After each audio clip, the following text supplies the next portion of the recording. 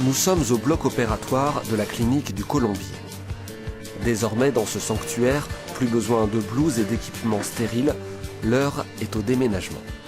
C'est la première fois, la première fois depuis que je connais la clinique qu'on peut rentrer comme ça en civil dans le bloc, donc voilà. Parce que là, on est où là?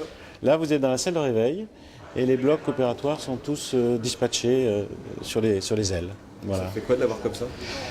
Ça fait un peu d'émotion, ça fait une page qui se tourne et voilà, on va en ouvrir une autre. Dans ce déménagement impressionnant, rien ne se perd. La clinique est entièrement vidée de ses équipements, parfois sensibles. Ils resteront en fonction sur leur nouveau site. L'opération ne dure que 6 jours, mais il a fallu des mois de préparation. L'enjeu majeur, c'était d'organiser un déménagement en maintenant une activité sur le site du Colombier jusqu'à ces derniers jours. Il n'y a plus d'intervention, puisque les interventions vont avoir lieu sur les 2 autres sites, aussi bien aux émailleurs qu'à la clinique Chaigneux. Mais on a toujours des patients présents qui vont être transférés aujourd'hui. Les camions prennent 2 directions. Certains partent vers la clinique Chaigneux où quelques services sont transférés, mais la plupart se rendent à la clinique des émailleurs avec le matériel de chirurgie. Et il n'y a pas que les équipements, le personnel du Colombier s'installe aussi dans ces nouveaux murs avec de nouveaux collègues.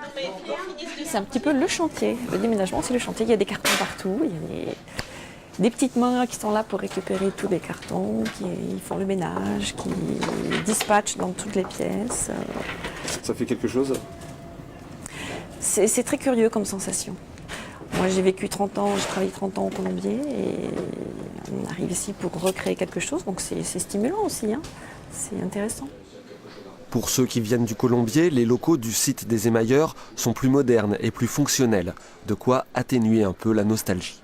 On ne peut pas effacer le passé qui est un passé pour moi très riche, avec des personnes avec lesquelles j'ai pu travailler pendant 20 ans, des personnes qui m'ont à la fois apporté beaucoup et j'espère aussi leur avoir apporté quelque chose. Et donc il faut qu'on poursuive cette histoire humaine à travers nos activités respectives chirurgicales ou médicales et j'espère au service des patients. C'est ce qui est le plus important.